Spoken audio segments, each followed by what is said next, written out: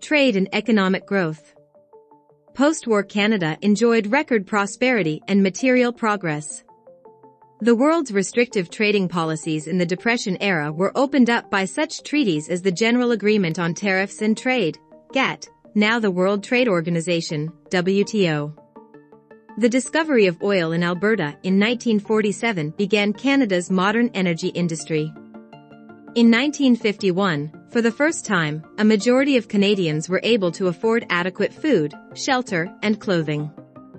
Between 1945 and 1970, as Canada drew closer to the United States and other trading partners, the country enjoyed one of the strongest economies among industrialized nations. Today, Canadians enjoy one of the world's highest standards of living, maintained by the hard work of Canadians and by trade with other nations, in particular the United States. As prosperity grew, so did the ability to support social assistance programs. The Canada Health Act ensures common elements and a basic standard of coverage. Unemployment insurance, now called employment insurance, was introduced by the federal government in 1940. Old age security was devised as early as 1927, and the Canada and Quebec pension plans in 1965. Publicly funded education is provided by the provinces and territories. International engagement. Like Australia, New Zealand, and other countries, Canada developed its autonomy gradually with a capacity to make significant contributions internationally.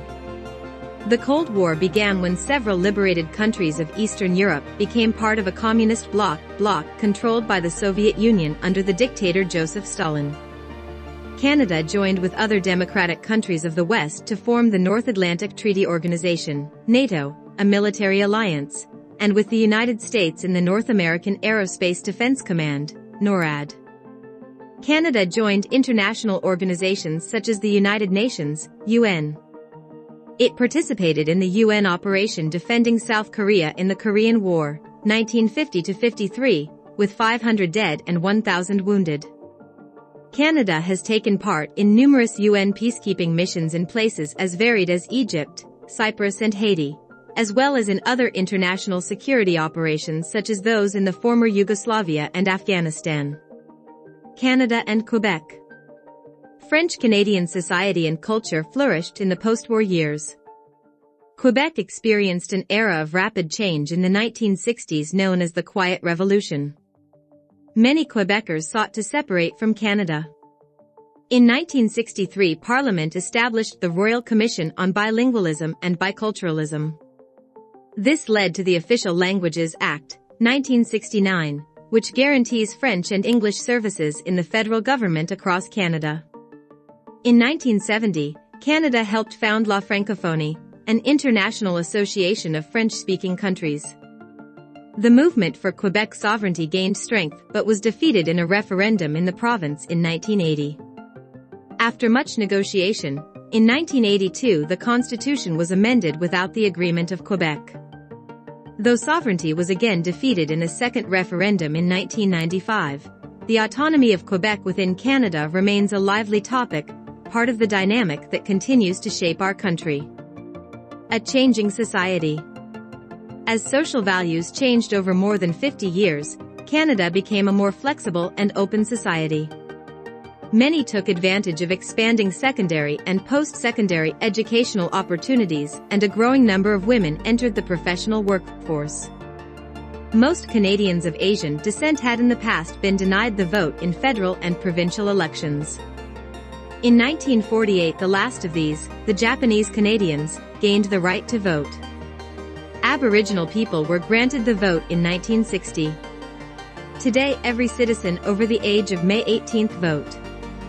Canada welcomed thousands of refugees from communist oppression, including about 37,000 who escaped Soviet tyranny in Hungary in 1956. With the communist victory in the Vietnam War in 1975, many Vietnamese fled, including over 50,000 who sought refuge in Canada. The idea of multiculturalism, as a result of 19th and 20th century immigration, gained a new impetus.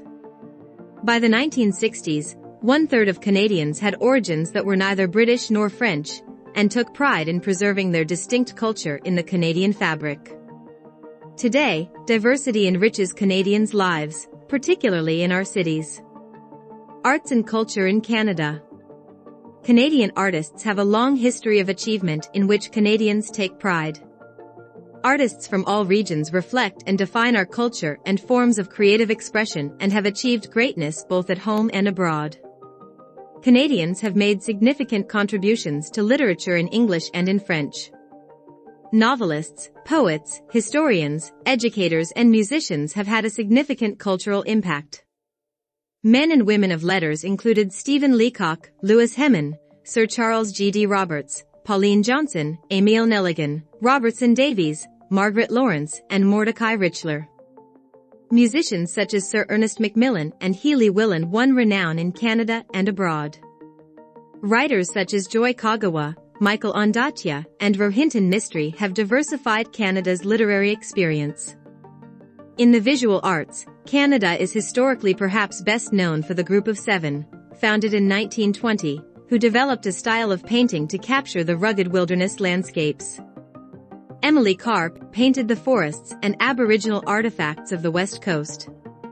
Les Automatists of Quebec were pioneers of modern abstract art in the 1950s, most notably Jean-Paul Riopelli. Quebec's Louis-Philippe Hébert was a celebrated sculptor of historical figures. Kenejuak Ashevak pioneered modern Inuit art with etchings, prints, and soapstone sculptures.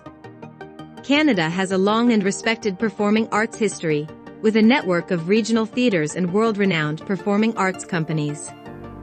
The films of Denis Arcand have been popular in Quebec and across the country, and have won international awards. Other noteworthy Canadian filmmakers include Norman Jewison and Adam Egoyan. Canadian television has had a popular following.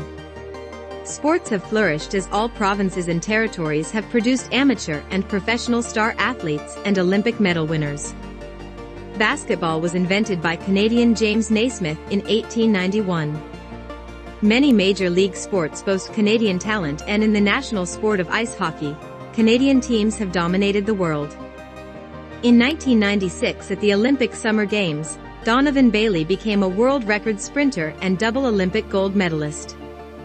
Chantal Petitclerc became a world champion wheelchair racer and Paralympic gold medalist. One of the greatest hockey players of all time, Wayne Gretzky, played for the Edmonton Oilers from 1979 to 1988. In 1980, Terry Fox, a British Columbian who lost his right leg to cancer at the age of 18, began a cross-country run, the Marathon of Hope, to raise money for cancer research. He became a hero to Canadians. While he did not finish the run and ultimately lost his battle with cancer, his legacy continues through yearly fundraising events in his name. In 1985, fellow British Columbian Rick Hansen circled the globe in a wheelchair to raise funds for spinal cord research. Canadian advances in science and technology are world-renowned and have changed the way the world communicates and does business. Marshall McLuhan and Harold Innis were pioneer thinkers.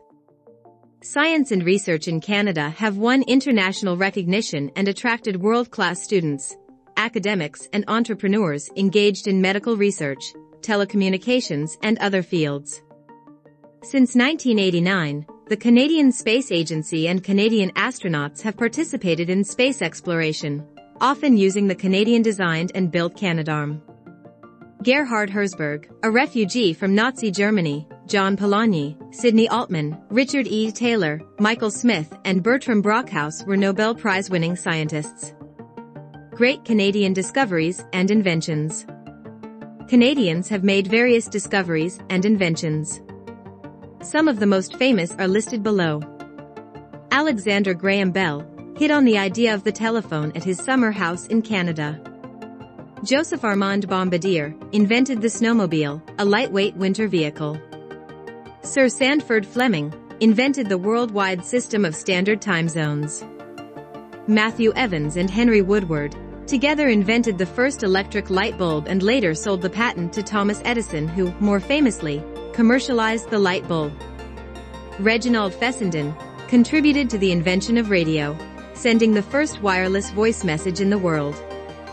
Dr. Wilder Penfield was a pioneering brain surgeon at McGill University in Montreal, and was known as the greatest living Canadian. Dr. John A. Ahaps invented the first cardiac pacemaker, used today to save the lives of people with heart disorders. SPAR Aerospace/National Research Council invented the Canadarm, a robotic arm used in outer space. Mike Lazaridis and Jim Balsillie, of Research in Motion, RIM, a wireless communications company known for its most famous invention, the BlackBerry. Want to learn more about Canada's history? Visit a museum or national historic site.